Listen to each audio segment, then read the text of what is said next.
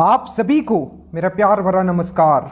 One shot geography 2025 में जितने भी एग्जाम हुए हैं उनको वन शॉट में हम लोग कंप्लीट करने वाले हैं, इंक्लूडिंग बीपीएससी, बिहार दरोगा, बिहार पुलिस, हर एक चीज।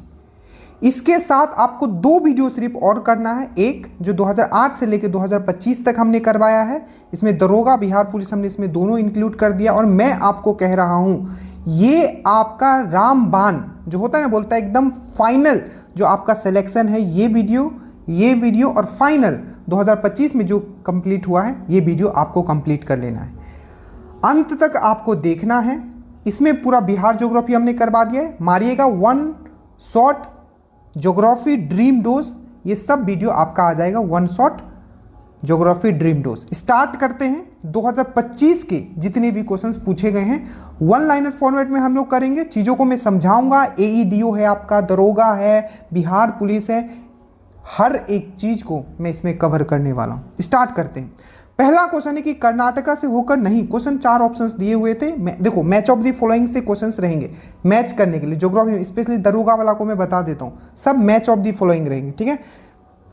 तो क्वेश्चन ये पूछा गया था कि कौन सा नदी है जो कर्नाटका से नहीं बहती। क्या मैंने बोला है कि कौन सा ऐसा नदी है जो कर्नाटका से नहीं बहती है, तो वो है आपका गोदावरी। गोदावरी हमेशा से इंपॉर्टेंट रहा है। अब गोदावरी से जितने क्वेश्चन पूछे गए हैं रिसेंटली वो सब हम लोग डील करेंगे। सबसे पहले आपको याद रखना है गोदावरी। याद रखिएगा, पूछा जाएगा कि भारत का दूसरा सबसे बड़ा नदी कौन है, तो याद रखिएगा दूसरे नंबर का जो सबसे बड़ा नदी है वो है गोदावरी। क्या दूसरे नंबर का सबसे बड़ा नदी जो कौन है वो है आपका गोदावरी। और इसका लेंथ पक्का याद रखना, ये है आपका 1465 किलोमीटर। क्या है? 1465 किलोमीटर है। सबसे बड़ा नदी कौन है? भारत का सबसे लंबा नदी कौन है? तो वो है आपका गंगा। दूसरे नंबर का सबसे जो लंबा नदी है वो है आपका गोदावरी। इसका जो लेंथ है आपको याद रखना है 1465 किलोमीटर है। साथ ही साथ आपको याद रखना है, क्वेश्चन आगे आपको मिलेगा कि दक्षिण भारत का सबसे लंबा नदी कौन है, तो दक्षिण भारत का जो सबसे लंबा नदी है वो है आपका गोदावरी। ठीक है, क्या है आपका गोदावरी। पूछा जाएगा कि वृद्ध गंगा, दक्षिण गंगा, ध्यान से, वृद्ध गंगा, ठीक है। वृद्ध गंगा अगर आपको पूछेगा, वृद्ध गंगा, ठीक है, वृद्ध गंगा या दक्षिण गंगा, ठीक है, दक्षिण गंगा, ठीक है, तब भी आप क्या मारोगे? आप मारोगे गोदावरी। जितने पूछे गए हर एक चीज हम डिस्कस करेंगे। ये वीडियो आपके लिए एकदम आप समझो कि वन शॉट आपका रोड मैप है आपका सिलेक्शन का, ठीक है। तो वृद्ध गंगा किसको बोला जाता है? गोदावरी को। दक्षिण गंगा के नाम से किनको जाना जाता है? गोदावरी को, ठीक है। और गोदावरी का लेंथ कितना है? 1465 किलोमीटर।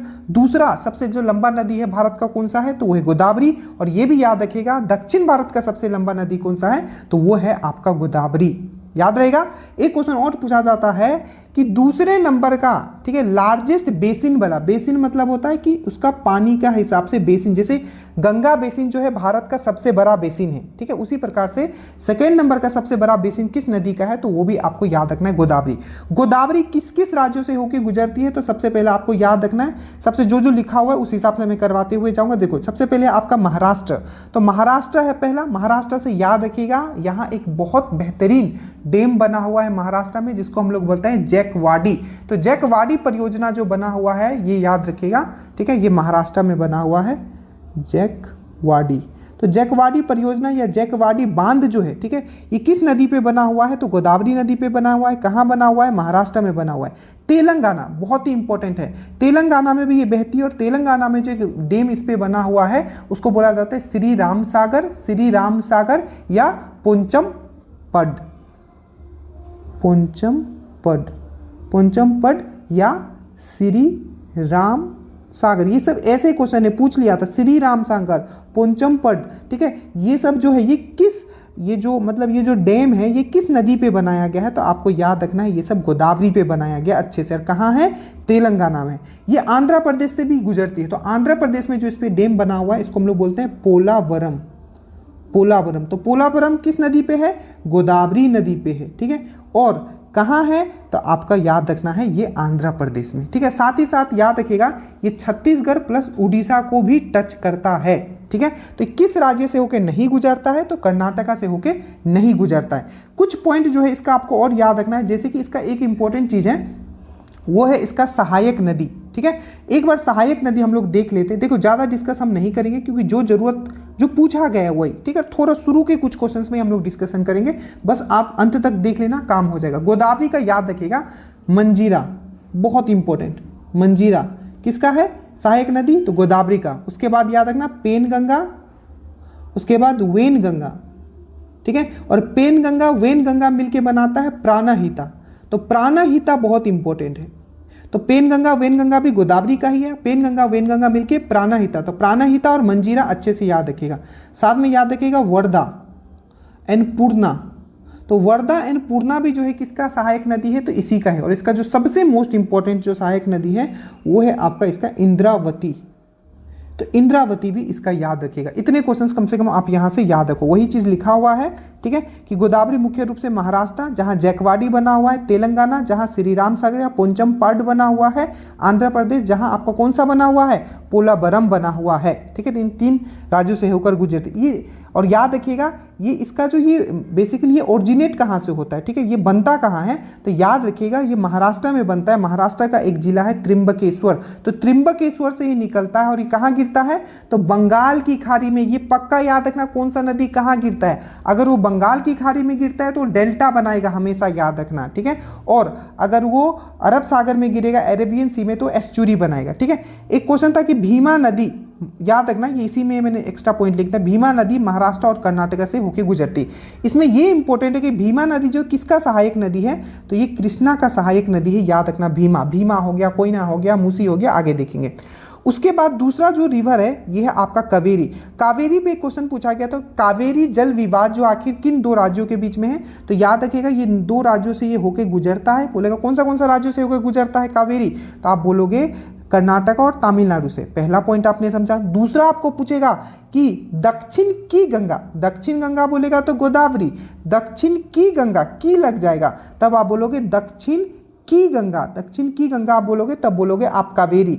नेक्स्ट आप याद रखोगे कावेरी का जो लेंथ कितना है, तो अराउंड 805 807 आपका लिखा रहेगा, जो होगा वहां लिख देना।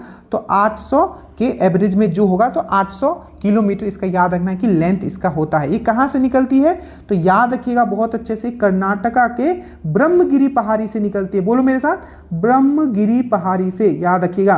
तो कर्नाटका के कहाँ से निकलती है, कर्नाटका से निकलती है, ठीक है। कौन से जगह से, तो ब्रह्मगिरी पहाड़ी के कर्नाटका से निकलती है। और इसका लंबाई कितना है, तो 800 किलोमीटर है। ये चीज़ आपको याद रखना है, ठीक है, याद रहेगा। अब जो कावेरी है, कावेरी पे याद रखना 3 ऐसे परियोजना जो आपको याद रखना है। के फॉर कावेरी, के फॉर कृष्णा सागर, तो कृष्णा सागर आपको याद रखना है। कृष्णा सागर जो आपका परियोजना है ये कहाँ है, तो आपको याद रखना है कर्नाटका में है। और कावेरी रिवर पे कृष्णा सागर ये पूछा गया था। देखो जो बिहार पुलिस में पूछा गया है, दरोगा में पूछा गया है, बीपीएससी में पूछा गया, सब में कवर कर रहा हूँ, ठीक है। तो कृष्णा सागर बिहार पुलिस, ठीक है। कृष्णा सागर याद रखिएगा, कृष्णा सागर कर्नाटका में, ठीक है। किस नदी पे है, तो कावेरी नदी पे याद रखिएगा। उसके बाद जो सबसे इसका इंपॉर्टेंट है शिव समुद्रम, ठीक है।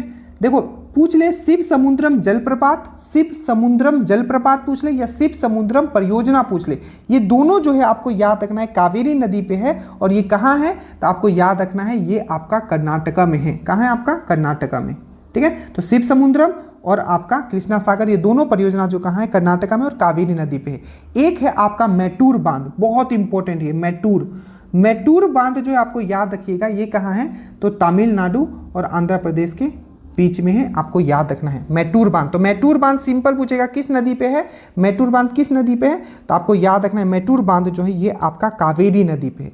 एक चीज और याद रखना ना कि एशिया का जो सबसे पुराना जल विद्युत परियोजना जो बनाया गया था वो 1902 में बनाया गया था। सबसे पुराना जल विद्युत परियोजना वो भी आपका शिव समुद्रम पे बनाया गया था। अच्छे से याद रखना है, शिव समुद्रम जो जलप्रपात है, जो आपका डैम है, जलप्रपात पूछे या परियोजना पूछे, ठीक है, ये याद रखिएगा शिव समुद्रम कहाँ है, कावेरी पे है। और इस पे जो परियोजना बनाया गया था जल विद्युत परियोजना माना जाता है एशिया का सबसे पुराना जल विद्युत परियोजना है, जो 1902 में बनाया गया था।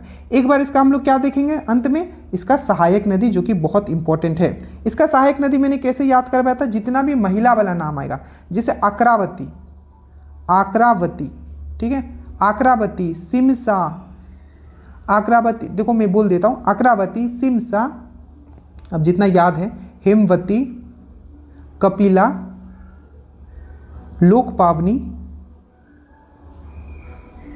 और भावनी।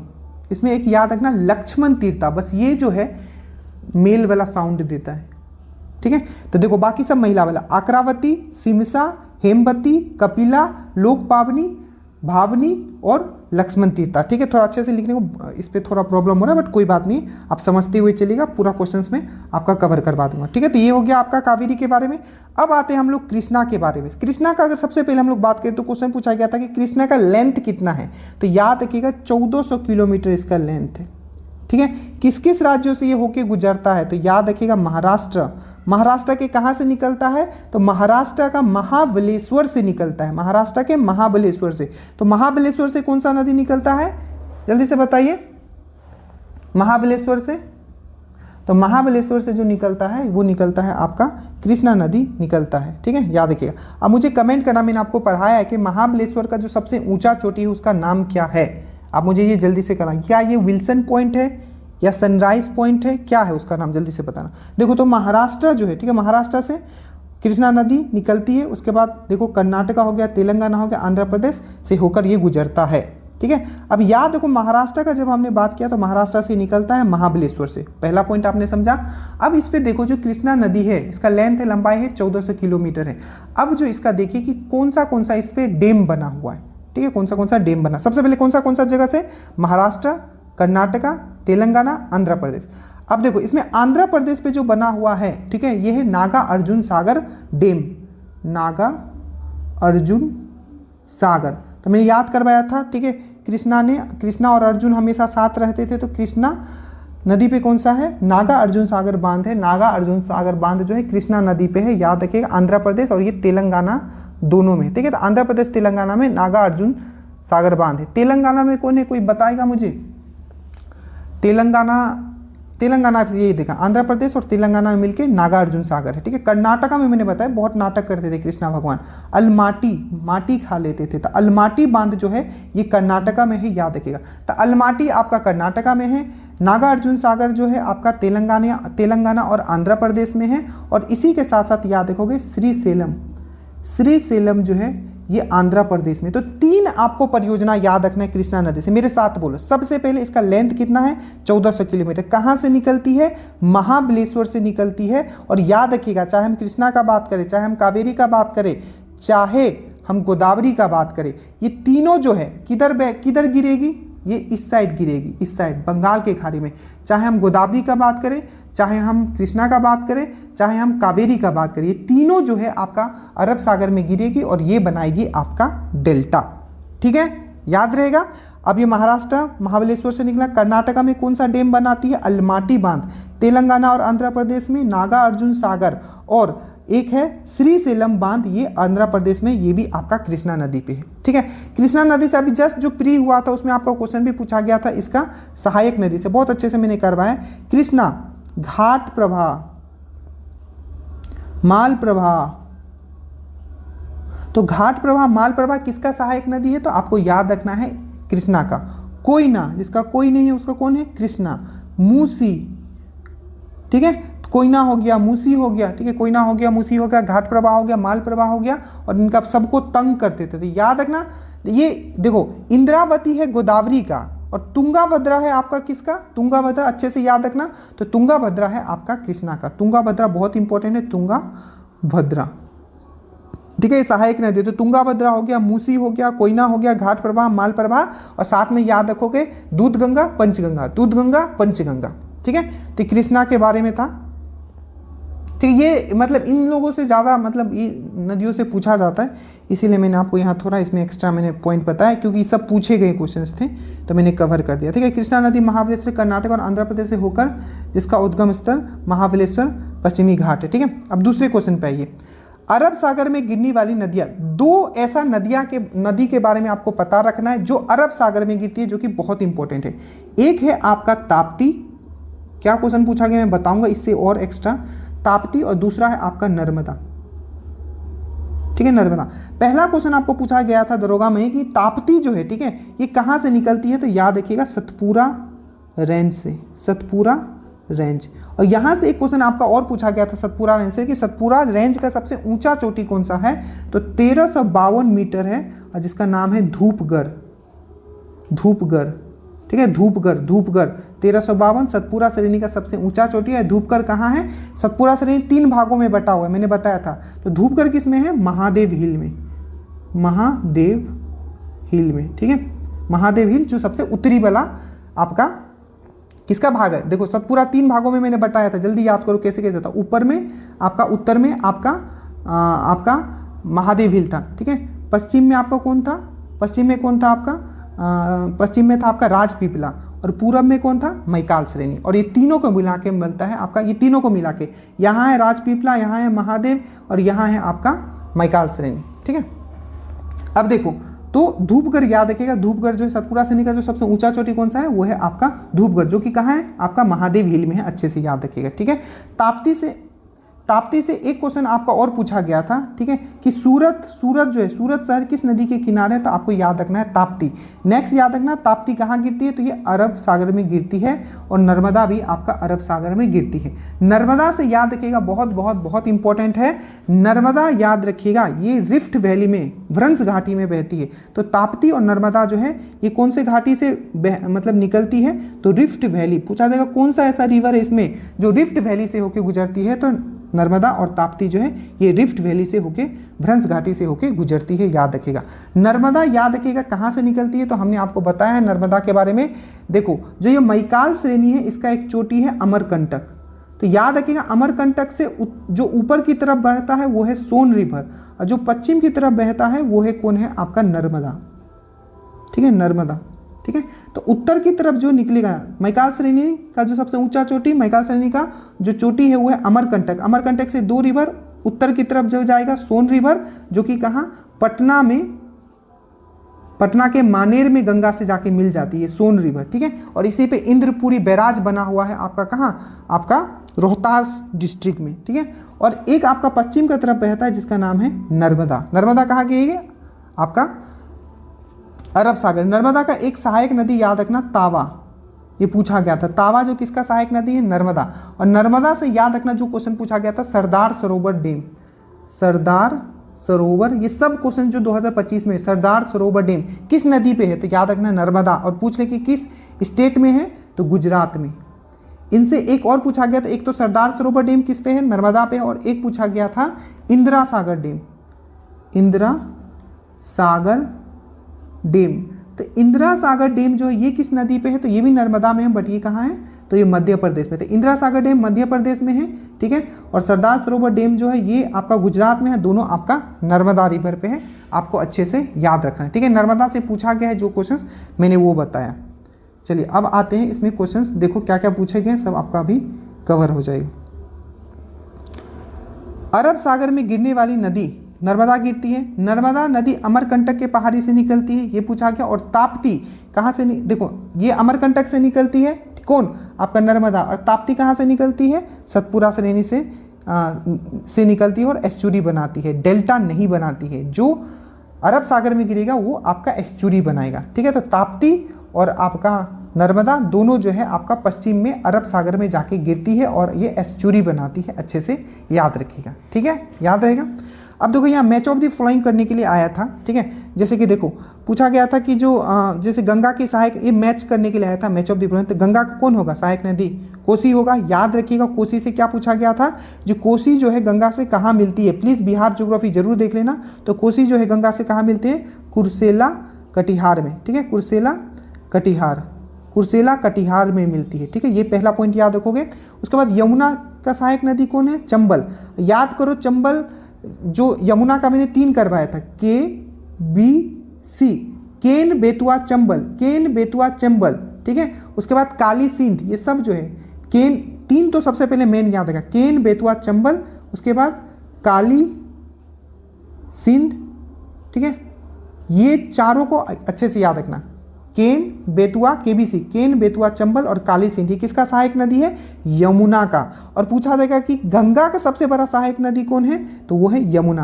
गंगा का सबसे बड़ा सहायक नदी यमुना, और यमुना का सहायक नदी चंबल, केन बेतुआ चंबल काली सिंध, अच्छे से याद रखना। और चंबल का सहायक नदी भी पूछा गया था, याद रखो, सिप्रा एंड बनास, सिप्रा एंड बनास, ठीक है, याद रखना, ठीक है, सिप्रा एंड बनास अच्छे से याद रखना, ठीक ठीक है। चंबल पे एक बहुत इंपॉर्टेंट डैम बना हुआ है, ठीक है, चंबल पे बहुत ही इंपॉर्टेंट एक डैम बना हुआ है, वो है आपका गांधी सागर डैम।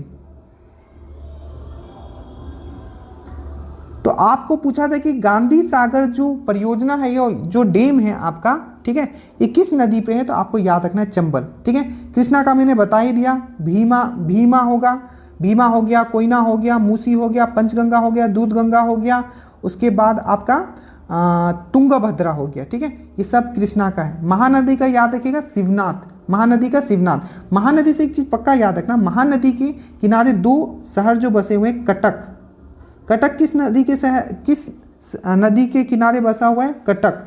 तो याद रखना महानदी और समलपुर, ये दोनों जो है आपका उड़ीसा का शहर है जो पूछा जाता है, समलपुर एंड कटक, ठीक है, याद रखना। जनपावा, और पूछा जाएगा कि चंबल कहाँ से निकलता है, तो ये मध्य प्रदेश के जनपावा जो माउंटेन है वहाँ से निकलता है, ठीक है। उसके बाद आता है सिंधु नदी से पूछा गया था, सिंधु नदी से पूछा गया था कि इसमें से कौन सा चार नदी में से कौन सा है जो सिंधु का जो संधि हुआ था उस हिसाब से भारत का नहीं है। देखो, तो सिंधु इंडस ट्रीटी जो हुआ था, सिंधु जल संधि जो हुआ था 1960 के अनुसार भारत के 3 पूर्वी नदी व्यास, रावी, सतलज का जल आवंटित किया गया है, ठीक है। टोटल जो था, देखो ऊपर का जो रिवर है कौन सा, देखो 1960 में सबसे पहले याद रखोगे जो ट्रीटी जो हुआ, सबसे पहला क्वेश्चन क्या बोलोगे, जो इंडस जल ट्रीटी हुआ, इंडस, ठीक है, वाटर ट्रीटी जो हुआ किसके बीच में, इंडिया और पाकिस्तान के बीच में, ठीक है, अच्छे से याद रखना। इसमें क्या कर दिया गया, जो ऊपर का जो मेन नदी है, जैसे कि इंडस रिवर हो गया, ठीक है, झेलम हो गया और चिनाब हो गया, ये मेन 3 रिवर जो था सबसे मेन वाला, यही पाकिस्तान को दे दिया गया। और उसके बाद जो इसके नीचे वाला जो रिवर बसता है, जैसे कि सतलज हो गया, ठीक है, सतलज हो गया, उसके बाद व्यास हो गया, रावी हो गया, ये जो रिवर है ये भारत को दिया गया। तो याद रखिएगा इस तीनों नदी का जो पानी है इस पे भारत का अधिकार है और ये जो पानी है इस पे पाकिस्तान का अधिकार। अब देखो कोई क्या क्या क्वेश्चन पूछा गया, एक पूछा गया था निम्बो बाजगो बांध, निम्बो बाजगो, तो निम्बो बाजगो जो बांध है किस नदी पे है, ये इंडस रिवर पे। झेलम पे याद रखना क्या है, उरी बांध जो है किस में है, तो झेलम पे है, उरी बांध, याद रखना उरी बांध जो है किस पे है, तो झेलम पे है, आपको अच्छे से याद रखना है, ठीक है, उरी बांध। उसके बाद उरी के साथ साथ एक और याद रखोगे, तुलबुल, उरी, तुलबुल और मंगला, ये तीनों याद रखना, ये तीनों पूछा जाता है, तुलबुल और मंगला, ये सब जम्मू एंड कश्मीर में है, ठीक है। तो तुलबुल हो गया, मंगला हो गया, उरी हो गया, ये तीनों जो है आपका जम्मू एंड कश्मीर में है और किस नदी पे है, तो झेलम नदी पे, याद रखना। इंडस पे निम्बो बाजगो बांध, चेनाब पे याद रखोगे, चेनाब पे दुल्हस्ती, ठीक है। इसके बाद दुल्हस्ती था, एक और था दुल्हस्ती सलाल, हाँ दुल्हस्ती सलाल एंड बगलीहार, ठीक है। तो दुल्हस्ती हो गया, सलाल हो गया और बगलीहार हो गया, याद रखना दुल्हस्ती, सलाल और बगलीहार, ये भी जम्मू एंड कश्मीर में, ये किस पे, चेनाब पे है, अच्छे से। सतलज का एकदम अच्छे से याद रखना, भारत का सबसे ऊंचा बांध वो तो तेहरी बांध है, कौन सा, ये भी पूछा गया था, तेहरी बांध, ठीक है, जो कि भागीरथी एंड भील गंगा के संगम पे है, भागीरथी और भील गंगा के संगम पे है, ठीक है ना। तो ये कहाँ है, तो ये तो उत्तराखंड में है, कहाँ है, उत्तराखंड में। ये आपका दरोगा में पूछा गया था, जो आपका तेहरी बांध जो है भारत का सबसे ऊंचा बांध है वो किसके संगम पे है, तो भागीरथी और भील गंगा, अच्छे से याद रखना, कहाँ है, उत्तराखंड में। बट यही क्वेश्चन चेंज कर देगा, पूछेगा सबसे ऊंचा गुरुत्वाकर्षी बांध, दैट मीन्स जो ग्रेविटी बांध, सबसे ऊंचा बांध जो है ग्रेविटी बांध, जिसको हम लोग बोलते हैं कौन सा, क्या बोलते हैं, सबसे ऊंचा ग्रेविटी बांध जो है आपका, हाईएस्ट ग्रेविटी बांध कौन सा, तो वो है आपका, याद रखिएगा, कहाँ गया सतलज, वो याद रखिएगा, वो है आपका भाखरा ननगल बोला जाता है। अरे यार कभी कभी देखो दिमाग, भाखरा ननगल, तो भाखरा ननगल जो बांध है भारत का सबसे ऊंचा गुरुत्वाकर्षी बांध है जो कि सतलज नदी पे है। और एक और याद रखोगे, नाथपा झाखरी,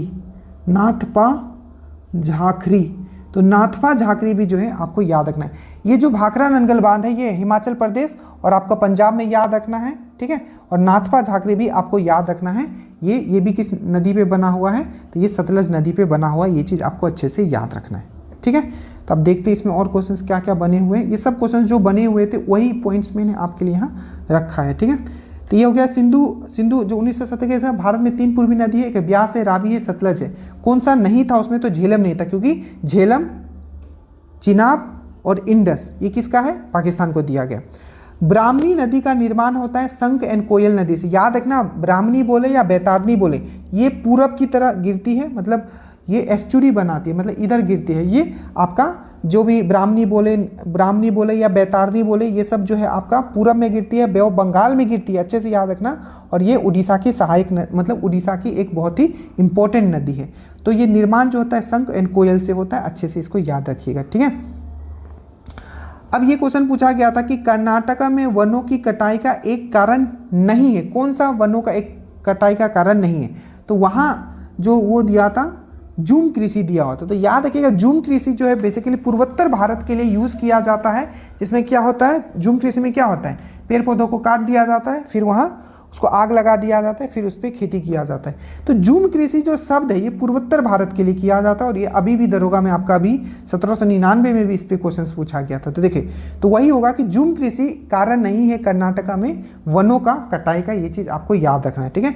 तो जूम कृषि मुख्य रूप से भारत के पूर्वोत्तर राज्य जैसे कि मिजोरम, ये सब में जहाँ पेड़ों को काटकर जलाया जाता है, राख मिट्टी उपजाऊ बनाई जाती है, ठीक है। अब देखो कुछ इंपॉर्टेंट है जो मैं आपको करवा दे रहा हूँ, जो अभी पूछा गया था। जैसे कि ये जो जूम कृषि होता है, इसको अलग अलग क्षेत्र में अलग अलग बोला जाता है। जैसे हिमालय क्षेत्र में इसको खिल बोला जाता है, मैंने ट्रिक से याद करवा दिया ये सब चीज़, ठीक है।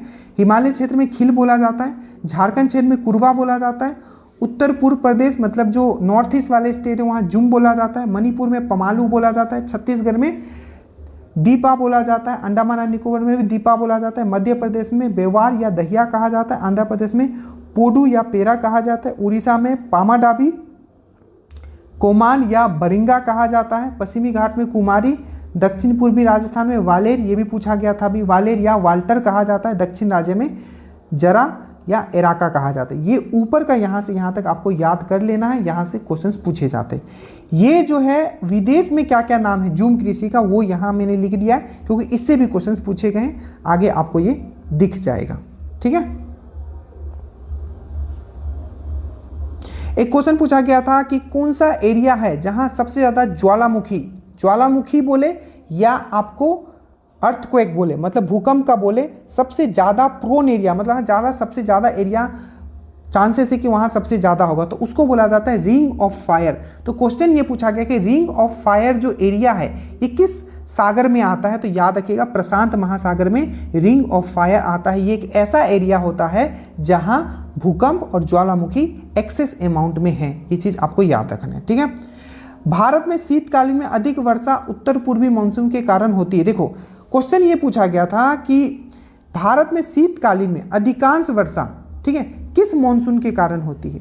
तो देखिए जब भी हम लोग ठंडा का बात करें, ठीक है, यहाँ 2-3 क्वेश्चन पूछा जाता है। सिंपल अगर आपको वहां लिखा हो कि भारत में शीतकालीन में अधिकांश वर्षा, ठीक है, किस मौसम के कारण होता है, तो आप बोलोगे उत्तर पूर्वी मानसून, या इसको रिट्रीटिंग मानसून भी बोला जाता है। रिट्रीटिंग मतलब क्या होता है, मैंने समझाया है, लौटते हुए मौसम के कारण। तो याद रखिएगा बोला जाएगा लौटते हुए मौसम भी लिखा हुआ आ सकता है, या उत्तर पूर्वी मौसम भी लिखा हुआ आ सकता है, जिससे ठंड में क्या होता है, भारत में बारिश होता है। और पूछा जाएगा सबसे ज़्यादा उत्तर पूर्वी मानसून के कारण या ठंड में कहाँ सबसे ज़्यादा बारिश होता है, तो याद रखिएगा ये वाला जो एरिया है, ये वाला कोरोमंडल तट में, that means Tamil Nadu plus Andhra Pradesh में। मैंने बहुत अच्छे से ये सब चीज़ समझाया आपको, ठीक है।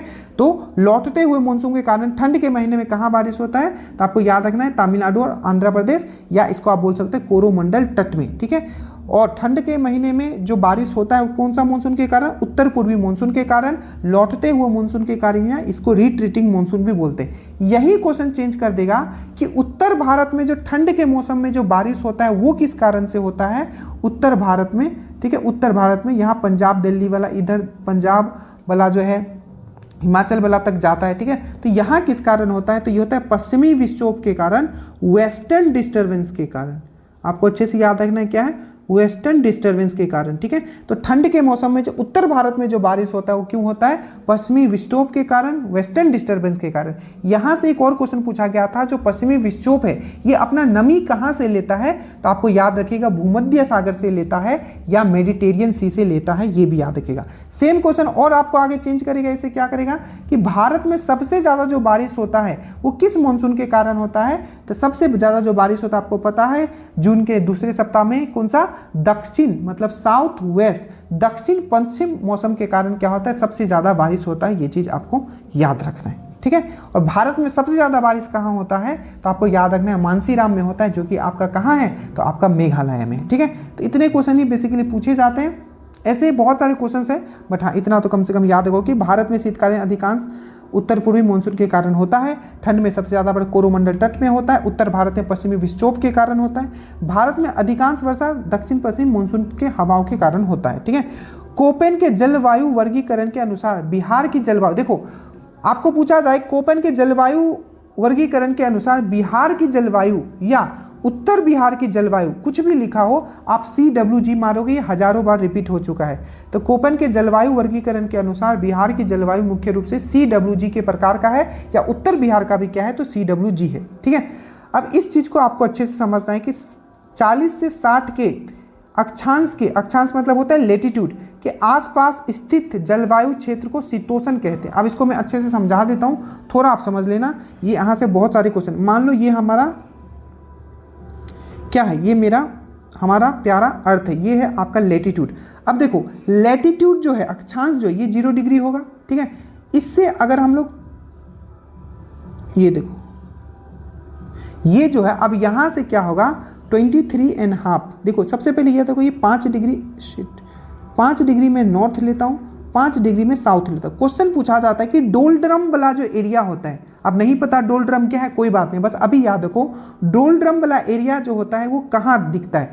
ये ITCZ का आपने कंसेप्ट सुना होगा, ITCZ inter tropical convergence zone, ठीक है। तो ITCZ जो है, ठीक है, ITCZ ये पूछा गया था, फुल फॉर्म पूछा गया था आपके एग्जाम में, ठीक है, कि ITCZ का जो फुल फॉर्म है वो क्या है? तो इंटर ट्रॉपिकल कन्वर्जेंस जोन, लिख लो, ठीक है। इंटर ट्रॉपिकल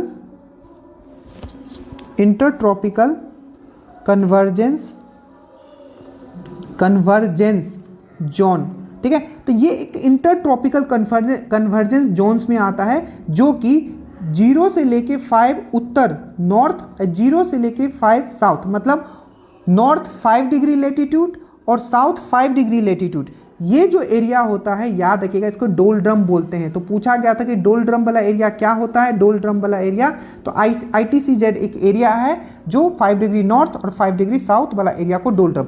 अब 0 से लेके 23.5, ये 23.5, ठीक है, 23.5 नॉर्थ एंड 23.5 साउथ, जितने पूछे मैं सभी बता दे रहा हूँ, नॉर्थ एंड 23.5 साउथ, ये नॉर्थ हो गया, ये साउथ हो गया, तो 23.5 नॉर्थ एंड 23.5 साउथ, ये वाला जो एरिया होता है, ठीक है, ये पूरा एरिया को हम लोग बोलते हैं, मतलब ये जो एरिया है, ठीक है, इसको बोला जाता है, ये नीचे मतलब 0 से नीचे यहाँ लेंगे साउथ में, तो ये होगा ट्रॉपिकल, उष्णकटिबंधीय जिसको बोला जाता है, ठीक है, ट्रॉपिकल। और फिर 0 से लेकर 23.5 ये भी ट्रॉपिकल, ठीक है, ट्रॉपिकल उष्णकटिबंधीय जोन।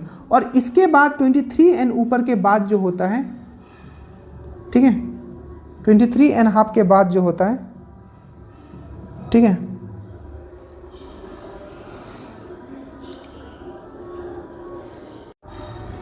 इसके बाद देखिए 23 से जो ऊपर जाएगा आपका 66.5 तक नॉर्थ एंड 66.5 साउथ। तो ये वाला जो एरिया होता है 23 और 66 के जो बीच वाला होता है, इसको हम लोग बोलते हैं टेम्परेट जोन, शीतोष्ण जिसको बोला जाता है, ठीक है।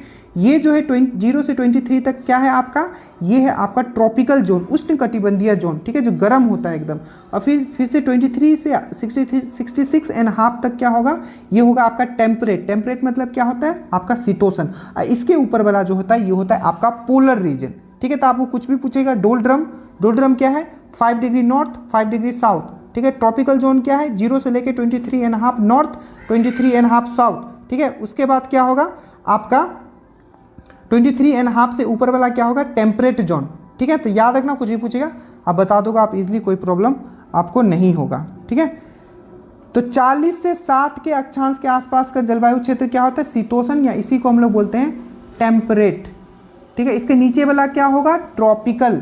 उसके नीचे 0 से 5 वाला क्या मैंने बताया, डोल्ड्रम। ठीक है, भारत में कोपेन के जलवायु वर्गीकरण के अनुसार एएम क्या है, मतलब भारत का जो जलवायु का जो प्रकार है वो एएम है कोपेन के हिसाब। ठीक है, उसके बाद मैंने चेरापूंजी में अत्यधिक वर्षा का कारण है। ठीक है, तो चेरापूंजी है, यहाँ अत्यधिक वर्षा का कारण क्या है, तो मैंने आपको बताया था जब मॉनसून जो है मेघालय में पहुँचती है तो वहाँ जो मॉनसून है, जो हवा फंस जाती है, कीप नुमा वहाँ संरचना है, तो गोल गोल घूमते रह जाते हैं, जिससे बहुत बारिश होता है। इसलिए दुनिया का जो सबसे ज़्यादा बारिश होता है वो कहाँ होता है, तो मानसीराम में होता है, और मानसीराम के साथ साथ क्या होता है आपका चेरापूंजी में होता है, और ये दोनों ही जो है आपका मेघालय में है, याद रखिएगा। ठीक है, और वही क्वेश्चन आपको यहाँ पूछा गया है कि चेरापूंजी में अत्यधिक वर्षा का कारण क्या है, तो ये अवरोध है, जिसको ओरोग्राफिक प्रभाव बोला जाता है, याद रखना, ओरोग्राफिक प्रभाव। ठीक है, देखो भारत का जो मॉनसून है बहुत तरीके से प्रभावित हो सकता है कि वो सी लेवल से कितने ऊपर है,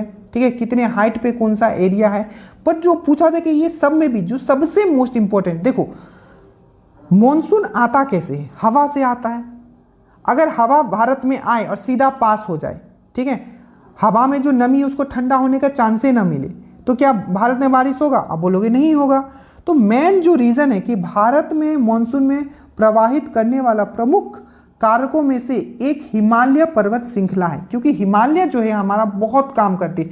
जैसे हवा आती है तो इसको सीधा पास होने नहीं देती है, ये वापस रिट्रीट हो जाता है, इसी एरिया में रहता। अगर ये पास हो जाता तब तो बारिश ही नहीं होता। ठीक है, इसीलिए सबसे जो मेन कारण है वो है हमारा हिमालय। ठीक है, तो भारत में मानसून का प्रभावित करने वाला प्रमुख कारकों में से एक है हिमालय पर्वत श्रृंखला, जो अरब सागर, और हमने बताया है दो मानसून आता है, एक इधर से, मतलब कि जब बट जाता है, जब आता है तो दो भागों में बट जाता है, एक इधर एक इधर। ठीक है, तो दो मानसून का भाग होता है, एक होता है अरब सागर वाली शाखा और एक होती है बे ऑफ बंगाल वाली शाखा। ठीक है, तो वही लिखा हुआ है, जो अरब सागर और बंगाल खाड़ी से आने वाली मानसूनी हवाओं को रोककर उप महाद्वीप में प्राप्त वर्षा करती है, वही चीज़ है। ठीक है, प्रसिद्ध धार्मिक स्थल तिरुपति कहाँ है, तिरुपति बालाजी मंदिर आपने सुना होगा। ठीक है, तो प्रसिद्ध धार्मिक स्थल तिरुपति आंध्र प्रदेश के शेषचलम, क्वेश्चन ये पूछा था कि किस पर्वत पे है। ठीक है, तो आंध्र प्रदेश के शेषचलम में है, याद रखिएगा। ठीक है, अच्छे से याद रखिएगा। और भारत में सबसे ज़्यादा जो यूरेनियम कौन प्रोड्यूस करता है, तो आपको याद रखना है पंचमपल्ली, इसका जो जिला है आंध्र प्रदेश का, वो करता है। और ओवरऑल स्टेट में भी सबसे ज़्यादा यूरेनियम आंध्र प्रदेश ही करता है, याद रखिएगा। आंध्र प्रदेश में दो आपका नेशनल पार्क जो कि आया था और बहुत कम लोग किए होंगे, मुझे पता है, एक है वेंकटेश्वर और एक है पापीकोंडा। जब ऑप्शन में था सब लोगों ने गलती किया था, तो पापीकोंडा और वेंकटेश्वर याद रखिएगा, ये दोनों कहाँ हैं, तो आपका आंध्र प्रदेश में। ये चीज़ आपको अच्छे से याद रखना है। ठीक है, तमिलनाडु का सबसे बड़ा नमक उत्पादन केंद्र कौन सा है, तो ट्यूटिकोर्न है, याद रखिएगा। ठीक है, अच्छे से याद रखिएगा। उसके बाद सोन हो गया, नर्मदा हो गया, महानदी का उद्गम स्थल कहाँ है, तो ये अमरकंटक का पहाड़ी है, याद रखिएगा। सोन आपको अच्छे से याद रखना, अमरकंटक से निकलती है, और बिहार में जाके मानेर में ये किससे मिलती है, गंगा में मिल जाती है। नर्मदा कहाँ बहती है, तो पश्चिम की तरफ बहती है और व्रंश घाटी में बहती है, और इसी पे सरदार सरोवर डैम जो है गुजरात में है। महानदी आपको पता है, इसको उड़ीसा का शोक कहा जाता है। ठीक है, और ये जो है आपका इसको महानदी को इसका शोक कहा जाता है। देखिए, ये जो महानदी का एग्जैक्टली बोलेंगे तो आप ये नहीं कह सकते कि अमरकंटक। ठीक है, एक्चुअली उसका एक्सटेंड होता है छत्तीसगढ़ में, और इसका एग्जैक्ट अगर पूछा जाए कहाँ से निकलता है, तो सिवहा एक पहाड़ी है। ठीक है, सिवहा माउंटेन जो कि आपका छत्तीसगढ़ में है। ठीक है, सिवहा माउंटेन छत्तीसगढ़ से ये निकलती है। बाकी सोन और नर्मदा डायरेक्टली आप कह सकते हो कि अमरकंटक से निकलती है। देखो क्वेश्चन आप समझना है, मान लो कि ये मध्य प्रदेश है, मध्य प्रदेश से सतपुरा श्रेणी गया, छत्तीसगढ़ में गया, उसका नाम चेंज हो गया। ठीक है, उड़ीसा में गया, उसका फिर से नाम चेंज हो गया।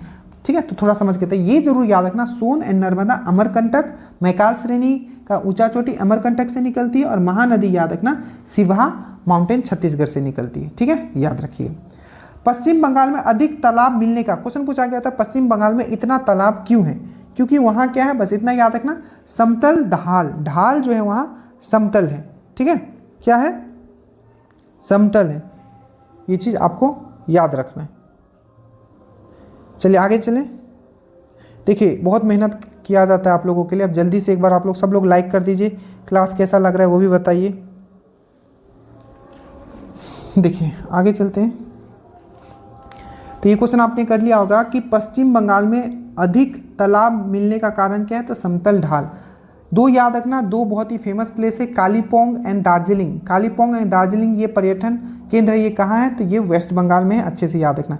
21 जून को सूर्य की किरण लंबवत, लंबवत कहाँ पड़ती है, परपेंडिकुलर कहाँ पड़ती है, तो उज्जैन में। उज्जैन किस नदी के किनारे, जल्दी से बताओ, शिप्रा नदी, शिप्रा नदी के किनारे है, अच्छे से याद रखना। तो उज्जैन और या वहाँ बसवारा लिखा होगा, दोनों में से जो लिखा होगा दोनों सही आंसर है। 21 जून को सूर्य की किरण लंबवत, उज्जैन या बसवारा आपको याद रखना। हॉर्मुज, अभी बहुत ही न्यूज़ में हॉर्मुज जल संधि, ठीक है। तो जो हॉर्मुज जल संधि है, ठीक है, मतलब जल संधि बोला हूँ, हॉर्मुज जो स्टेट है, वाटर स्टेट है, बेसिकली किन दो देशों के बीच में है, याद रखिएगा, तो ओमान और ईरान के बीच में। किसका, ओमान और ईरान। और ये किसको कनेक्ट करता है, हॉर्मुज जल डमरू मध्य जो है या हॉर्मुज वाटर स्टेट जो है, फारस की खाड़ी और ओमान की खाड़ी। तो एक बार इसको मैंने जो इंपॉर्टेंट है मैंने वहाँ लिख के लाया हूँ, एक बार देख लेते। देखिए सबसे पहले जो इंपॉर्टेंट है मैं यही करवा दे रहा हूँ, फिर आपको बुक उठाने की जरूरत नहीं होगी। देखो सबसे पहले याद रखना Suez canal. Suez canal, Suez canal कहाँ है, तो ये इजिप्ट में है, अच्छे से याद रखिएगा। किसको जोड़ता है, तो रेड सी और मेडिटेरियन, मतलब लाल और भूमध्य सागर को ये जोड़ता है, रेड और मेडिटेरियन सी को जोड़ता है। और ये एशिया को यूरोप से कनेक्ट करता है। और इसका जो राष्ट्रीयकरण हुआ था 1956, याद रखना स्वेज कैनाल आपका भूमध्य सागर और लाल सागर के बीच में है, एशिया से यूरोप को कनेक्ट करता है। 1956 में इसका राष्ट्रीयकरण हुआ। पन्नामा, नाम लिया आंटी बुलाई, ठीक है। पन्नामा जो कैनाल है, पन्नामा जो कैनाल है अटलांटिक और पैसिफिक सी के बीच में है, अटलांटिक और पैसिफिक के बीच में, अटलांटिक और पैसिफिक के बीच में है। ये नॉर्थ और साउथ अमेरिका, मतलब उत्तरी अमेरिका और दक्षिणी अमेरिका को ये कनेक्ट करती है। डेविस, डेविस से क्या पूछा गया था कि सबसे चौड़ा जो जल डमरू मध्य है, सबसे जो चौड़ा वाटर स्टेट है वो कौन सा है, तो ये डेविस है। ये कहाँ है, तो ये आपका ऊपर देखोगे उत्तरी अमेरिका के साइड में है। और ये किसके बीच में है, तो याद रखना बेपिन की खाड़ी और अटलांटिक सागर के बीच में है। तो बेपिन की खाड़ी और अटलांटिक सागर के बीच में है। और एक क्वेश्चन पूछा जाता है सरगासो सागर, सरगासो सी, ठीक है। तो सरगासो सी कहाँ मिलता है, तो याद रखिएगा सरगासो सी जो है ये अटलांटिक महासागर में ही सरगासो सी पूछेगा। सरगासो सी कहाँ मिलता है, अटलांटिक महासागर, अटलांटिक महासागर में भी कहाँ, तो उत्तरी अटलांटिक महासागर, याद रखिएगा, ठीक है। जिब्राल्टर, याद रखिएगा जिब्राल्टर जल डमरू मध्य जो है ये स्पेन एंड मोरक्को के बीच में है। और कॉन्टिनेंट का बात करें तो यूरोप और अफ्रीका के बीच में। हॉर्मुज फारस की खाड़ी और ओमान की खाड़ी के बीच में, ओमान और ईरान को कनेक्ट करता है। बाबा अल मंदेब जो पूछा गया था उसको मैं करवाया हूँ, ठीक है, लिख के लाया हूँ। बाबा अल मंदेब याद रखिएगा लाल सागर और गल्फ ऑफ एदान, रेड सी और गल्फ ऑफ एदान के बीच में है। और कंट्री बोले तो यमन एंड डिजिबूती के बीच में। मलक्का याद रखिएगा, मलक्का स्टेट याद रखिएगा, अंडमान, मलक्का स्टेट जो है आपका अंडमान और साउथ चाइना सी के बीच में है। मलक्का स्टेट कहाँ है, अंडमान और साउथ चाइना सी के बीच में है। इंडोनेशिया और मलेशिया के बीच में, याद रखिएगा। बेरिंग स्ट्रेट आपको अच्छे से याद रखना है, बेरिंग स्ट्रेट तो आपको याद रखना है आर्टिक और पैसिफिक के बीच में है, आर्टिक और पैसिफिक के बीच में है, आपको याद रखना है। बेरिंग आर्टिक सी और पैसिफिक के बीच में है। और देश अगर बोला जाए तो एशिया और नॉर्थ अमेरिका को ये कनेक्ट करता है। ये पूरा अच्छे से याद रखना, यहीं से क्वेश्चंस आपके पूछे जाएंगे। देखो भारत का सबसे बड़ा नदी द्वीप, याद रखिएगा भारत का सबसे बड़ा नदी द्वीप बोले, भारत का सबसे छोटा नदी द्वीप बोले, ठीक है। ये कौन से नदी में है, तो याद रखना ये है आपका ब्रह्मपुत्र। ब्रह्मपुत्र एक मेल रिवर है, ये भी याद रखिएगा। और एक क्वेश्चन पूछा गया था कि जब ब्रह्मपुत्र जब भारत में आता है तो यू शेप बना के आता है, कौन सा, तो याद रखिएगा कौन सा ऐसा नदी है जो भारत में जब एंट्री करता है, क्योंकि ये क्या है आपका यहाँ इस तरीके से, ठीक है, इस तरीके से ये क्या है, ये आपका ऐसे आता है, यहाँ क्या है आपका अरुणाचल प्रदेश है, तो यू शेप बना के। तो पहला क्वेश्चन पूछा गया कौन सा ऐसा नदी है जो भारत में जब आता है तो यू शेप बना के आता है, तो याद रखिएगा ब्रह्मपुत्र, ब्रह्मपुत्र अच्छे से याद रखना। दूसरा कौन से दर्रे से ये एंट्री लेता है, तो यंग याप दर्रा, यंग याप दर्रा, ठीक है। इसका आपको याद रखना है क्या, सहायक नदी SMST, ठीक है। तो इसका क्या क्या मैंने बताया था, जल्दी से याद करो तो एक बार SMS। तो ये मैंने S से क्या बताया था, आपको बताया था S से सुबनसिरी, ठीक है, M से मानस, S से संकोच, T से तीस्ता, और याद रखोगे लोहित। ये सब जो पूछा गया मैं वो करवा दूँ। लोहित हो गया, ठीक है, दिबांग हो गया, बस इतना याद रख लो। लोहित, दिवांग, तिस्ता, संकोश, मानस और सुबनसिरी, ये अच्छे से याद रखना, ठीक है। और पूछा जाएगा सबसे बड़ा जो नदी द्वीप है कौन सा है, तो माजुली, ठीक है, माजुली है। माजुली जो है मेरा दोस्त का यहाँ घर भी है, ठीक है, अरे सही बता रहा हूँ, माजुली द्वीप में मेरा दोस्त का घर है, ठीक है, बट वो लगता द्वीप नहीं है, जब उस पर आप जाओगे तो बहुत बड़ा है, ठीक है। तो माजुली द्वीप याद रखिएगा, भारत का सबसे बड़ा नदी द्वीप माजुली द्वीप, ठीक है। और याद रखिएगा सबसे छोटा द्वीप भी जो है ये भी ब्रह्मपुत्र नदी में ही है, जिसको बोला जाता है उमानंदा। इसको पीकॉक आइलैंड भी बोला जाता है। तो पीकॉक आइलैंड कभी लिखा हुआ आ जाए जो कि आएगा तो समझ लेना वो उमानंदा आइलैंड के बारे में बता रहा है, जो कि दुनिया का सबसे छोटा क्या है, आइलैंड है नदी में, याद रखिएगा, ठीक है। भारत का दूसरा सबसे बड़ा नदी बेसिन कौन सा है, तो मैंने बता दिया गोदावरी। सोचा था 1 घंटे में मुझे कंप्लीट करना ही है, ठीक है। भारत का 2 ज्वालामुखी द्वीप, आप सबको पता है 2 जो ज्वालामुखी द्वीप है वो है एक नारकोंडम और एक है बैरन। पर ये जो है नारकोंडम, यहाँ कोई भी अभी एक्टिव ज्वालामुखी नहीं है। एक्टिव ज्वालामुखी जो है आपका सिर्फ बैरन आइलैंड में मिलता है, ये भी क्वेश्चन पूछा जा चुका है, ठीक है।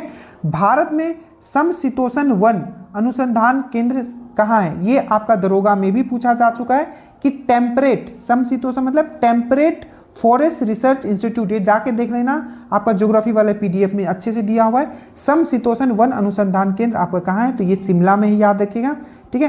कान्हा राष्ट्रीय पार्क कहाँ है, तो याद रखिएगा कान्हा हो गया, ये पूछा गया था एक, देखो एक तो कान्हा पूछा गया था मध्य प्रदेश से कान्हा, ठीक है। एक पूछा गया था बांधवगढ़, बांधवगढ़ टाइगर रिजर्व कहाँ है, तो एक हो गया कान्हा पूछा गया राष्ट्रीय उद्यान आपका उत्तर प्रदेश। एक पूछा गया बांधवगढ़ टाइगर रिजर्व उत्तर मध्य प्रदेश, कान्हा भी मध्य प्रदेश, बांधवगढ़ भी मध्य प्रदेश। अब सबसे लेटेस्ट वाला जो टोटल 58 टाइगर रिजर्व हो गया है, जिसमें एक लेटेस्ट वाला जो है माधव टाइगर रिजर्व, ये भी कहाँ है, तो ये भी आपको याद रखना है मध्य प्रदेश में।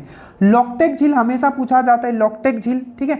लॉकटेक झील कहाँ है, तो दुनिया का एकमात्र ऐसा राष्ट्रीय उद्यान जो तैरता हुआ राष्ट्रीय उद्यान है, ठीक है, दुनिया का एकमात्र ऐसा उद्यान, राष्ट्रीय उद्यान, नेशनल पार्क जो, याद रखिएगा, उसका नाम है कैमूल लेमजाओ, कैमूल लेमजाओ, कैमूल लेमजाओ राष्ट्रीय उद्यान, कैमूल लेमजाओ राष्ट्रीय उद्यान, कैमूल लेमजाओ राष्ट्रीय उद्यान जो दुनिया का एकमात्र तैरता राष्ट्रीय उद्यान है, वो कहाँ है, तो इसी आपका लॉकटेक झील में है। लॉकटेक झील कहाँ है, तो मणिपुर में है, याद रखिएगा, ठीक है। बिहार का एकमात्र टाइगर रिजर्व कौन सा है, तो वाल्मीकि टाइगर रिजर्व है।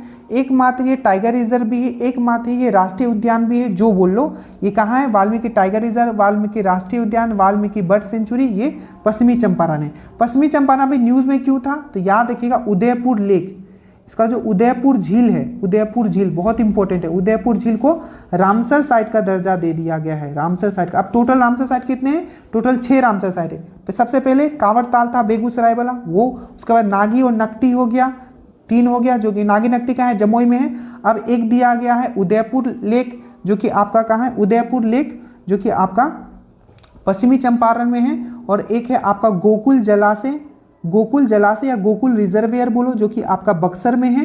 और जो सबसे लेटेस्ट है अभी वो है आपका गोगा बिल। तो गोगा बिल जो आपका झील है या लेक है, ये सबसे ताज़ा वाला आपका रामसर साइट है बिहार का। तो गोगा बिल कहाँ है, ये कटिहार में है। उदयपुर झील कहाँ है, तो ये आपका पश्चिमी चंपारण में है। और गोकुल जलाशय कहाँ है, तो बक्सर में। ये 3 सबसे नया वाला है, यहाँ से एक कुछ पूछा जाएगा आपको। तो गोगा बिल, तो ये सभी क्वेश्चंस होगा, अभी नीचे देखिए, ठीक है, कहाँ गया, हाँ वाल्मीकि वाला ही हो गया। गोगा बिल पक्षी अभ्यारण्य, ठीक है, कटिहार में स्थित है और इसे रामसर साइट का दर्जा दिया गया है, बक्सर के गोकुल जलाशय को और पश्चिमी का उदयपुर झील को। बिहार के जमुई जिला किस चीज़ के लिए फेमस है, सोना के लिए फेमस है पहला। लोहा के लिए भी पूछा था, लोहा के लिए भी कौन फेमस है, जमुई। नागी नकटी बर्ड सेंचुरी जो कि रामसर साइट का दर्जा दिया गया, वो भी जमुई, याद रखिएगा। और ये दक्षिण बिहार में आता है, ये भी चीज़ याद रखिएगा। भारत में 4 हॉटस्पॉट बहुत इंपॉर्टेंट है, जैसे कि टोटल हमारा जैव मंडल कितना है, बायोस्फीयर 18 बायोस्फीयर रिजर्व है, जिसमें कि याद रखिएगा अब 5 ऐसे सिर्फ बायोस्फीयर रिजर्व हैं जो यूनेस्को के लिस्ट में नहीं है। कितने यूनेस्को के लिस्ट में, तो टोटल 13 है जो अभी यूनेस्को के लिस्ट में है बायोस्फीयर रिजर्व जैव मंडल। जो सबसे लेटेस्ट ऐड हुआ है वो है आपका कौन, कोल्ड डेजर्ट, याद रखिएगा, जो सबसे उत्तरी आपका क्या है, आपका जैव मंडल है। यहाँ पूछा है 4 जो हमारा हॉटस्पॉट है, एक मैंने बताया सब बहुत अच्छे से सुंदर से पिक्चर बना के दिया होगा, ये देखना अपना ये में नोट्स में। पूर्वी हिमालय है, पश्चिमी घाट है, इंडो बर्मा है और सुंडालैंड है। तो 4 हमारा हॉटस्पॉट है, याद रखिएगा। रांची का पठार है, एक है उत्तित पेनी प्लेन का उदाहरण, उत्तित पेनी प्लेन का उदाहरण याद रखना। और याद रखना रांची से याद रखना कि हुंड्रू वाटरफॉल पूछा गया, तो हुंड्रू जलप्रपात कहाँ है, तो रांची में, याद रखिएगा। और स्वर्ण रेखा नदी जो है, स्वर्ण रेखा, ठीक है, तो स्वर्ण रेखा नदी कहाँ से निकलती है, तो ये भी रांची से निकलती है, याद रखिएगा, ठीक है। उसके बाद मालवा का पठार की पूर्वी सीमा बुंदेलखंड। क्वेश्चन ये था कि जो मालवा का जो पठार है, ठीक है, उसका पूर्वी सीमा क्या है, बुंदेलखंड, बकेलखंड, इस तरीके से लिखा हुआ था। तो याद रखिएगा इसका जो मालवा का जो पठार का जो पूर्वी सीमा है, ये बुंदेलखंड क्षेत्र है। मालवा से क्वेश्चन और पूछा था कि जो मालवा जो क्षेत्र है, मालवा जो पठार है, ठीक है, मालवा जो पठार है, ठीक है, इसमें किस मिट्टी के लिए सबसे ज़्यादा प्रचलित है, तो याद रखिएगा काली मिट्टी के लिए, अच्छे से याद रखना, ठीक है, काली मिट्टी। चलिए 1 घंटा, चल 10 मिनट और बचा हुआ है, देखते हैं। उसके बाद देखिए प्रायद्वीपीय भारत की जो प्रायद्वीपीय भारत की चोटियों को उत्तर से दक्षिण के लिए मिलाइए, ठीक है, बहुत अच्छा क्वेश्चन है। देखिए सबसे उत्तर से दक्षिण की तरफ, तो सबसे ऊपर कौन है, ये इतने में, तो सबसे ऊपर है आपका गुरु शिखर। गुरु शिखर आपको पता है अरावली श्रेणी, अरावली श्रेणी से और क्या पूछा गया था कि भारत का सबसे पुराना पर्वत श्रृंखला कौन सा है, तो ये याद रखिएगा अरावली श्रेणी, पहला अरावली श्रेणी या अरावली रेंज, सबसे पहला क्वेश्चन तो याद रखो, सबसे पुराना पर्वत श्रृंखला अरावली है। दूसरा पूछा गया था अरावली जो है किस प्रकार का पर्वत है, तो अवशिष्ट प्रकार है, अवशिष्ट इसको पर्वत बोला जाता है, रेसिडुअल बोला जाता है। तीसरा अरावली का सबसे ऊंचा चोटी कौन सा है, तो याद रखिएगा गुरु शिखर, जो कि कहाँ है, राजस्थान में है, और इसका जो हाइट है 1722। तो ये सबसे ऊपर कौन आया, यहाँ राजस्थान में आपका गुरु शिखर। उसके बाद यहाँ कौन आएगा आपका सतपुरा, तो सतपुरा श्रेणी का जो सबसे ऊंचा चोटी मैंने अभी बताया था धूपगढ़, जिसका हाइट कितना है आपका 1352। उसके बाद यहाँ आप आइएगा, ठीक है, महेंद्रगिरी, ये आपका जो पूर्वी घाट है, पूर्वी घाट का जो सबसे ऊंचा चोटी है यह है महेंद्रगिरी, 15 से 1 मीटर, आपको अच्छे से याद रखना है, ईस्टर्न घाट का सबसे ऊंचा चोटी है। उसके बाद नीचे और आइएगा, यहाँ आइएगा, तो ये आपको पता है दक्षिण भारत का दूसरा नंबर का जो सबसे ऊंचा चोटी है, या कह सकते हो कि नीलगिरी श्रेणी का अगर पूछा जाए कि सबसे ऊंचा चोटी कौन है, तो डोडा बेटा है। और दक्षिण भारत का सबसे ऊंचा चोटी कौन सा है, तो ये और नीचे आ जाएगा, वो है आपका 2695 मीटर, जो कि अनायमुदी। अनायमुदी कहाँ है, तो केरल में है, जो अन्नामलाई पर्वत श्रेणी का भाग है 2695। दूसरे नंबर का ऊंचा चोटी कौन है, दक्षिण भारत का सबसे दूसरे नंबर का ऊंचा चोटी कौन है, तो डोडा बेटा 2637। तो इस तरीके से अरेंज हो जाएगा, वेस्टर्न घाट का दूसरे नंबर का सबसे ये है, ठीक है, तो ये चीज कर लीजिएगा।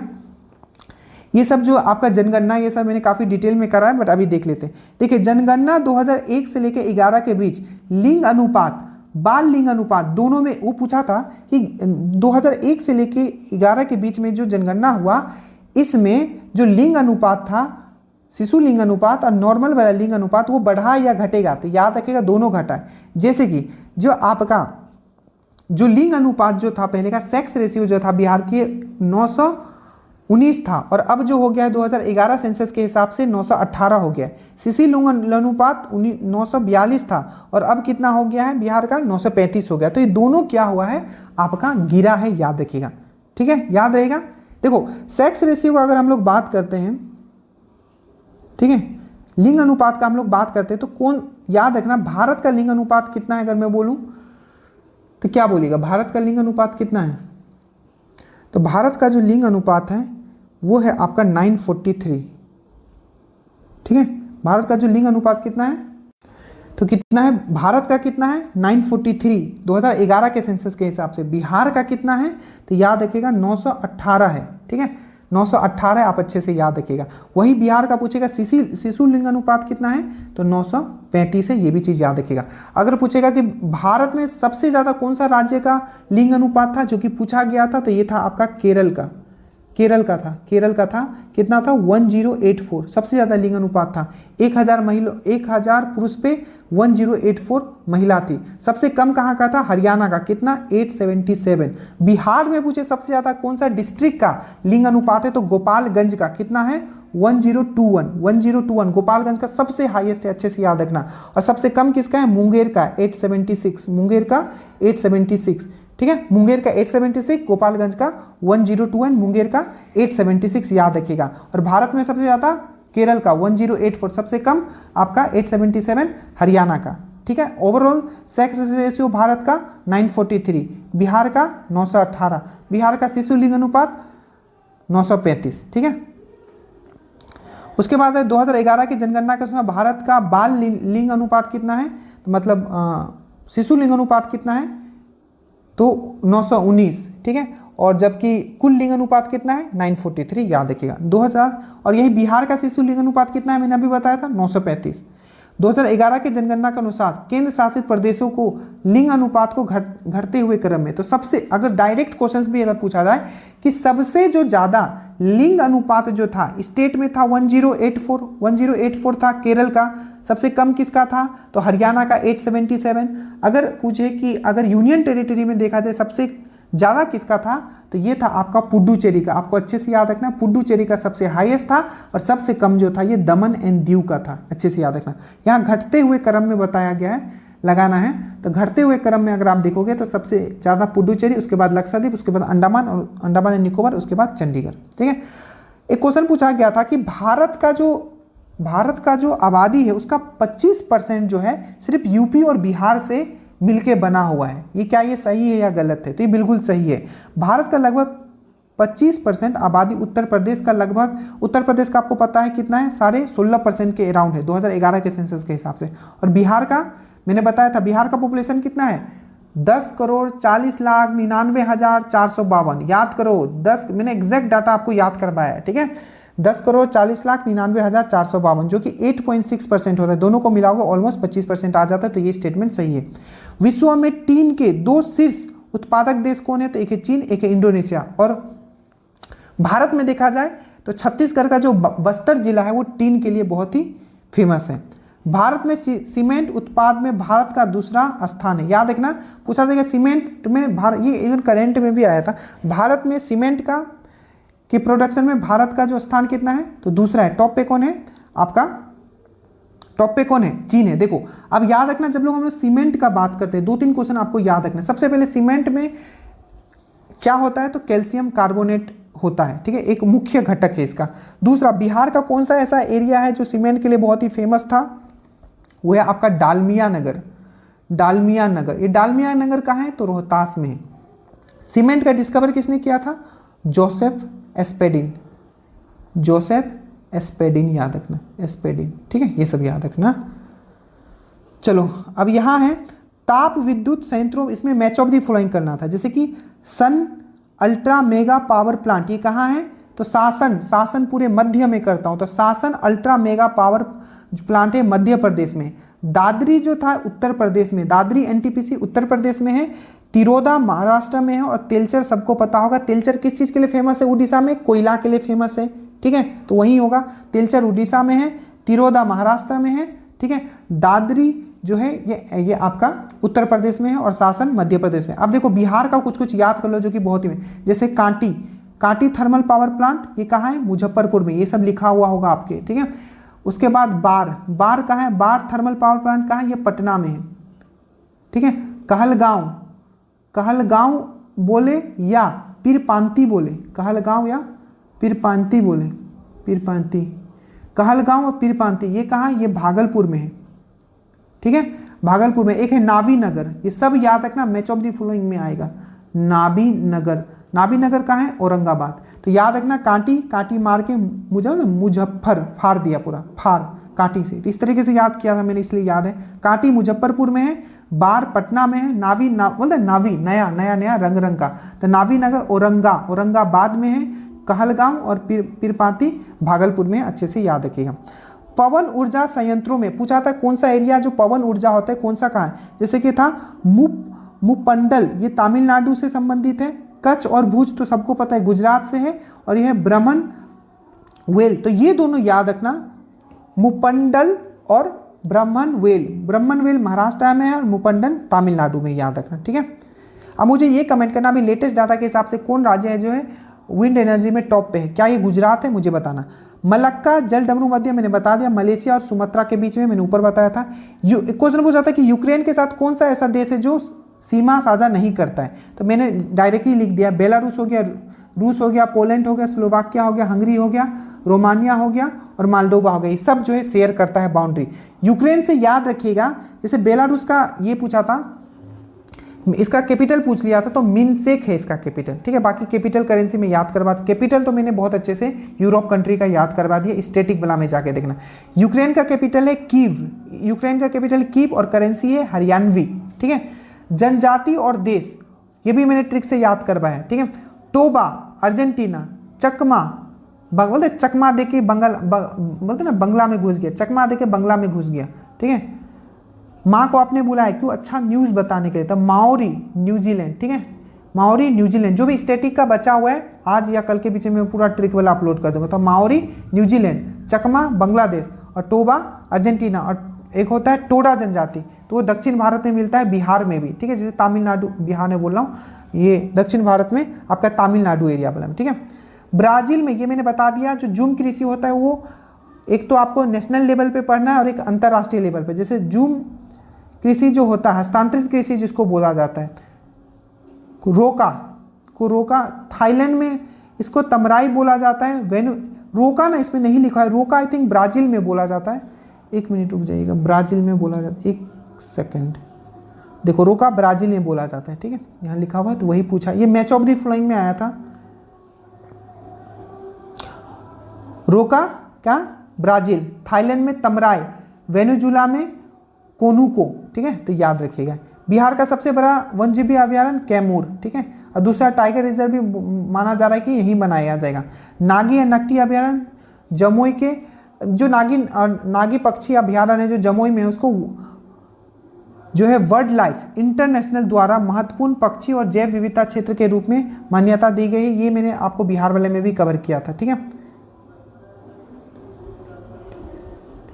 उसके बाद हिमालय की सबसे युवा, मैंने बताया था हिमालय की जो सबसे युवा श्रेणी है वो कौन सा है, शिवालिक है। इसको और किस नाम से जाना जाता है, बाहरी हिमालय बोलेगा तभी भी बोलोगे शिवालिक।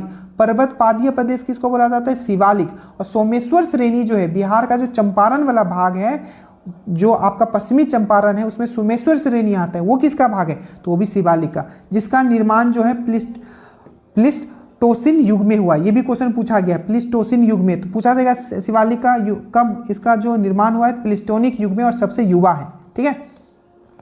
भारत का सबसे लंबा जलमार्ग ये है नेशनल वाटरवे 1, जो कि हल्दिया से इलाहाबाद, एक बार इसको देख लेते हैं, ठीक है। वाटरवे को देखो, नेशनल वाटरवे, ठीक है, नेशनल वाटरवे 1 कहाँ से कहाँ तक जाएगा, तो याद रखना इलाहाबाद से जाएगा ये आपका हल्दिया तक, इलाहाबाद से हल्दिया, हल्दिया कहाँ, वेस्ट बंगाल में, इलाहाबाद प्रयागराज में। टोटल इसका लेंथ कितना है 1620, जो कि गंगा भागीरथी और हुगली को कवर करती है। नेशनल हाईवे 2 ये डायरेक्टली याद रखना असम में है, सदिया से धुबरी जाता है, असम का ही जगह है, सदिया से धुबरी नेशनल हाईवे 2, जो कि किस नदी पे है, ब्रह्मपुत्र पे। लेंथ 891 किलोमीटर, स्टेट असम, ठीक है। और ये क्या कौन सा है, उत्तर प्रदेश, बिहार, झारखंड, वेस्ट बंगाल, जहां जहां से गंगा गुजरती है सब है, उत्तर प्रदेश, बिहार, झारखंड और वेस्ट बंगाल, ठीक है। उसके बाद नेशनल वाटरवे 3 ये पूछा गया था, ये डायरेक्टली याद रखना केरल में है, कोल्लम से लेके कोटापुरम, केरल में है 205 किलोमीटर। और लास्ट है नेशनल वाटरवे 4, जो कि आपका काकीनाडा से पुडुचेरी के बीच में, आंध्र प्रदेश, तमिलनाडु और पुडुचेरी, आंध्र प्रदेश, तमिलनाडु और पुडुचेरी, काकीनाडा से पुडुचेरी के बीच में 1078 किलोमीटर। बस इसमें यही पूछा जाएगा, इससे ज़्यादा आज तक पूछा नहीं गया, नहीं पूछा जाएगा, ठीक है। तो यहाँ था नेशनल वाटरवे 1, ठीक है, जो कि सबसे लंबा भी है, जो कि हल्दिया से इलाहाबाद आपको याद रखना है, ठीक है। ये एक पूछा था, जैसे कि मैंने बताया था कोरापुट जो है उड़ीसा का कौन सा वाला जो भाग है वो बॉक्साइट के लिए बहुत फेमस है। बॉक्साइट क्या होता है, तो एल्युमिनियम का अयस्क है, ये भी पूछा गया था। तो ये है पंचापतमली खदान, ठीक है, पंचापतमली खदान जो है, ठीक है, खदान जो है उड़ीसा के कोरापुट में स्थित है। किस चीज़ के लिए फेमस है, तो बॉक्साइट के लिए, बॉक्साइट हो गया, ठीक है, फेल्सपर हो गया, ये सब किसका अयस्क है, आपको याद रखना है एल्युमिनियम का। और पूछा जाएगा भू परिपट्टी पे सबसे ज्यादा पाए जाने वाला तत्व कौन है, तो आप बोलोगे, वो तो बोलोगे क्या बोलोगे बताओ, तो वो बोलोगे आप ऑक्सीजन। बट अगर पूछेगा कौन सा धातु है जो भू परिपट्टी पे सबसे ज्यादा पाया जाता है, तो आप बोलोगे एल्युमिनियम। और एल्युमिनियम, चलो उसमें नहीं जाएंगे साइंस में, ठीक है, तो याद रखना ये। काली मिट्टी मेघालय में मैच ऑफ द फॉलोइंग दिया होता है, इसमें पता है तो कौन सा गलत है, तो याद रखना काली मिट्टी जो है, सबसे पहले तो काली मिट्टी नहीं पाया जाता है कहाँ, मेघालय में। काली मिट्टी का अगर हम लोग बात करें, सबसे पहले काली मिट्टी को श्वेत ज्योत मिट्टी भी पूछा जाएगा। श्वेत ज्योत मिट्टी किसको कहा जाता है? तो काली मिट्टी को। पहला क्वेश्चन।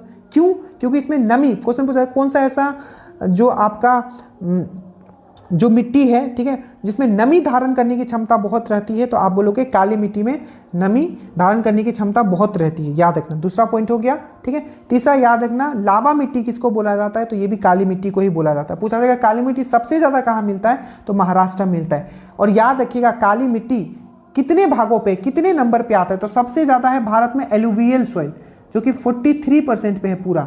उसके बाद आपका आता है रेड सॉइल, जो कि ऑलमोस्ट 18% पे है। उसके बाद आता है आपका ये काली मिट्टी ब्लैक सॉइल, जो कि ऑलमोस्ट 13%। और सबसे ज़्यादा ये कहाँ मिलती है? महाराष्ट्र में।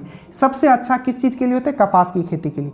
लेटराइट मिट्टी का हम लोग बात करते हैं, ये गोवा में पाया जाता है, ठीक है। याद रखना लेटराइट मिट्टी जो सबसे ज़्यादा जो पाया जाता है ये इस वाले भाग में, कोरोमन, ये मालाबार वाला भाग में, जैसे कि केरल हो गया, इवन ये आपका मेघालय वाला क्षेत्र में भी पाया जाता है, ठीक है। ये जो लेटराइट मिट्टी होता है, याद रखिएगा इसको और किस नाम से जाना जाता है? मखमली या मखरली मिट्टी के नाम से किसको जाना जाता है? लेटराइट मिट्टी को। क्यों? क्योंकि ये वहाँ होता है जहाँ बहुत बारिश होता है और बहुत टेम्परेचर होता है, इसीलिए ये इस एरिया में होता है। और यहाँ क्या होता है? ये जो है मसालों के लिए बहुत ही क्या होता है? लाभदायक होता है। क्वेश्चन में पूछा गया था कि मसालों के लिए मिट्टी लेटराइट मिट्टी, काजू के लिए मिट्टी लेटराइट मिट्टी, ईंट बनाने के लिए मिट्टी लेटराइट मिट्टी, ठीक है। ये सब चीज़ याद रखिएगा। शुष्क मिट्टी मुख्य रूप से राजस्थान में मिलेगा और गुजरात में मिलेगा। भारत में उगाई जाने वाली चाय की किस्म का नाम क्या है? अस्मिका। और अरेबिका किसका था? ये अस्मिका है। अरेबिका किसका है? कॉफ़ी का। अस्मिका याद रखना, सबसे ज़्यादा असम जो है प्रोड्यूस करता है चाय, ये भी याद रखें। वेदांता एल्यूमिनियम लिमिटेड उड़ीसा के, आपको पूछा गया था कि वेदांता एल्यूमिनियम लिमिटेड कहाँ है? तो उड़ीसा के लालजीगढ़ में है, याद रखिएगा, ठीक है। भारत में खरी क्षारीय मृदा का प्रतिनिधित्व है, थूर करता है, याद रखिएगा, थूर करता है। प्रतिनिधित्व कौन करता है? तो थूर करता है। भारत का सबसे पुराना वन्यजीवी अभयारण्य असम का बात करता। पूरे भारत में बोलेगा तो वो कौन सा हो जाएगा? वो तो हो जाएगा आपका जिम कॉर्बेट, 1936 में बना था। बट यहाँ पूछा असम में सबसे पुराना कौन है? तो काजीरंगा राष्ट्रीय उद्यान, जो कि एक वन हॉर्न राइनो के लिए बहुत ही फेमस है। केंद्रीय भवन अनुसंधान, ठीक है, केंद्रीय मतलब सेंट्रल बिल्डिंग रिसर्च इंस्टीट्यूट कहाँ है? तो रुड़की में है, IIT रुड़की आपने सुना होगा। अब लेखापानी दर्रा कहाँ है? तो याद रखिएगा लेखापानी दर्रा बोले, दिहांग दर्रा बोले, दीपू दर्रा बोले, यंगयाप दर्रा बोले, ये सब जो है अरुणाचल प्रदेश में। लिपू नीति दर्रा बोले, लिपू दर्रा बोले, ये सब कहाँ है? उत्तराखंड में है। चांगला दर्रा कहाँ है? तो लद्दाख में है। और सिपकिला दर्रा, सिपकिला बोले, देवास पूछा गया था, देवसा दर्रा पूछे, सिपकिला पूछे, बारालाचा पूछे, देवसा पूछे, ये सब जो है हिमाचल में है। और जो सतलज जो रिवर है यही सिपकिला दर्रा से भारत में एंट्री करती है। So thank you so much, यही था आपका, मैंने इसको कंप्लीट करवा दिया जितने भी 2025 में क्वेश्चंस पूछे गए। बस इसके साथ ये और ये कर लीजिएगा। बहुत मेहनत हमने किया था, कम समय में कोशिश किया गया था, पर तभी भी 1 घंटा क्रॉस हो गया। कैसा लगा जरूर बताइएगा। जय हिंद। चैनल पे नए हो सब्सक्राइब कर लीजिएगा। Study hard. और एक चीज़, मेरिट बना के मिलना है ड्रीम डोज के नाम के साथ।